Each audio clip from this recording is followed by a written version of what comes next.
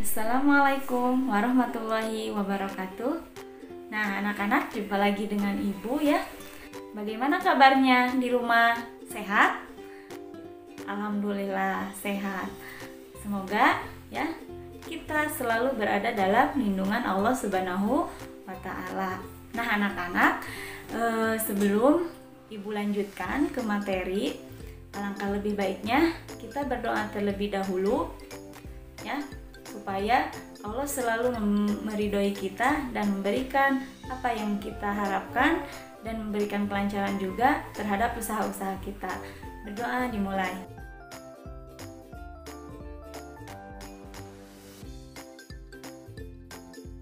Selesai? Nah, anak-anak, oh iya, sebelum ke materi, titip pesan Ibu untuk selalu menjaga kebersihan lingkungan, kebersihan anggota badan, dan selalu mencuci tangan setelah melakukan aktivitas. Ketika ingin pergi keluar, jangan lupa untuk menggunakan masker supaya polusi yang dari luar itu tidak masuk ke dalam tubuh kita. Kemudian jangan lupa juga untuk selalu berada di rumah apabila tidak ada kepentingan, kecuali kalau itu yang mengharuskan kita untuk pergi keluar dan itu kepentingan yang sangat darurat. Sekarang kita akan membahas tentang teknologi ramah lingkungan. Tujuannya menganalisis produk energi ramah lingkungan.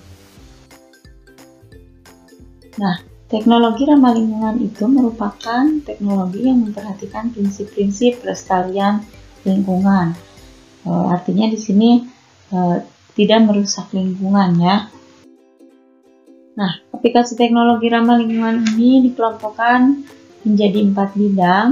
Yang pertama bidang energi, contohnya biogas, pembangkit listrik tenaga surya, panas bumi, angin, pasang surut air laut, dan ombak. Yang kedua yaitu bidang transportasi, di antaranya mobil listrik, sepeda atau sepeda listrik, kendaraan hidrogen, kendaraan listrik modern, model surya, ataupun contoh yang lainnya. Yang ketiga yaitu bidang lingkungan, seperti biopori, teknologi pemurnian air, fitoremediasi, dan toilet pengumpas. Yang keempat, bidang industri. Nah, contohnya biopulving. Bidang energi, cara membuat biogas dari berbagai limbah. Nah, bisa diperhatikan ya pada gambar, semua kotoran dibuatkan di satu wadah dari hewan, dari manusia, ataupun yang lainnya, masuk ke dalam wadah yang telah disediakan. Kemudian biogas ini nanti akan dijadikan juga sebagai bahan bakar atau kompor ya. Kemudian pada bidang energi, nah ada tadi pembangkit energi tenaga surya, angin. Nah, bisa diperhatikan pada gambarnya ya. Bidang transportasi, silahkan diperhatikan gambarnya.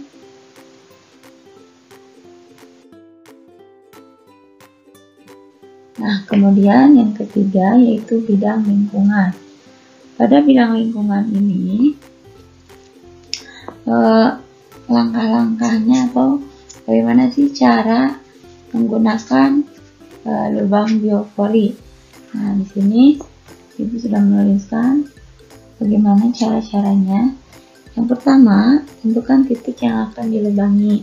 Jadi kita cari dulu titiknya, kemudian siram titik tersebut dengan air agar melunak supaya lebih mudah untuk melubanginya.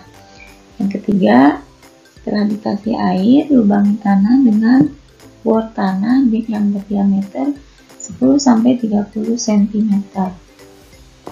Yang keempat yaitu masukkan pita PF ke dalam tanah yang sudah dilubangi tadi. Nah, yang selanjutnya itu kan sampai ke pembuatan lubang ya, sampai pipanya dimasukkan. Nah, setelah itu bagaimana nanti cara menggunakan lubang bioporinya? Nah, masukkan sampah sisa makanan dapur itu ke dalam lubang yang tadi telah disediakan. Kemudian timpah dengan sampah dedaunan untuk meminimalisir bau ya. Jadi agar baunya tidak langsung keluar. Kemudian yang ketujuh, tutup lubang dengan tutup pipa yang sudah dilubangi supaya ada penguapan. Nah, setelah itu, setelah 3 minggu, sampah organik akan berubah menjadi kompos yang siap digunakan. Nah, jadi itu langkah-langkah cara membuat lubang biopori dan menggunakan sampah organik halus dan sampah organik keras supaya lingkungan lebih ramah atau lebih bersih ya. Nah, kemudian yang kedua yaitu pemurnian air contohnya. Nah, kita siapkan sumber air yang masukkan ke dalam bak yang sudah di dalamnya terdapat batu kali. Kemudian dialirkan airnya ke dalam wadah yang terdapat lapisan inju, pasir halus, inju lagi, pasir halus lagi, arang tempurung kelapa, dan kerikil batu. Di sini akan terjadi penyaringan.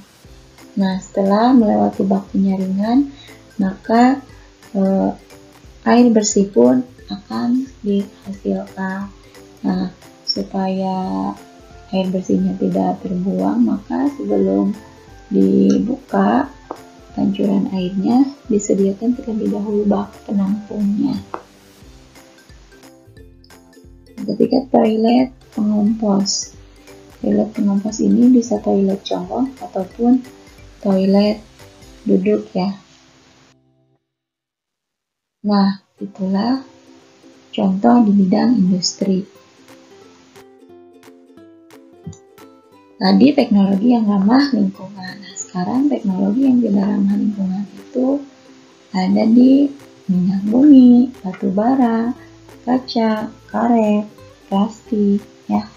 Nah, ini merupakan benda-benda yang tidak ramah lingkungan.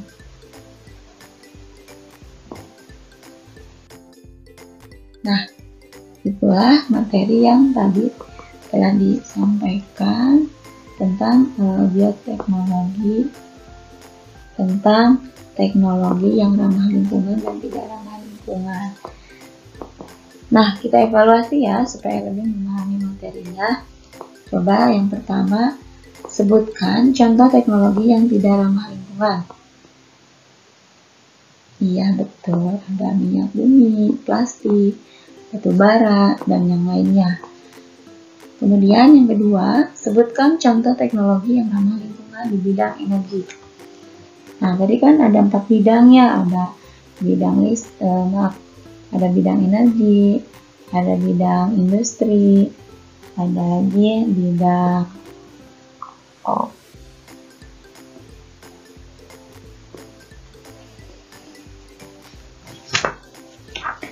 bidang energi, bidang lingkungan, bidang transportasi, dan bidang industri. Nah, apa coba contohnya untuk bidang energi? Ya, betul. Panel surya. Iya, betul. Tenaga pembangkit energi angin. Dan yang lainnya banyak lagi ya. Nah, anak-anak, kita tutup saja pembelajaran hari ini dengan membaca hamdalah. Nah, kita tutup juga dengan membaca kifaratul majlis. Subhanakallahumma wa bihamdika asyhadu alla ilaha illa anta astaghfiruka wa atubu ilaik. Terima kasih. Wassalamualaikum warahmatullahi wabarakatuh.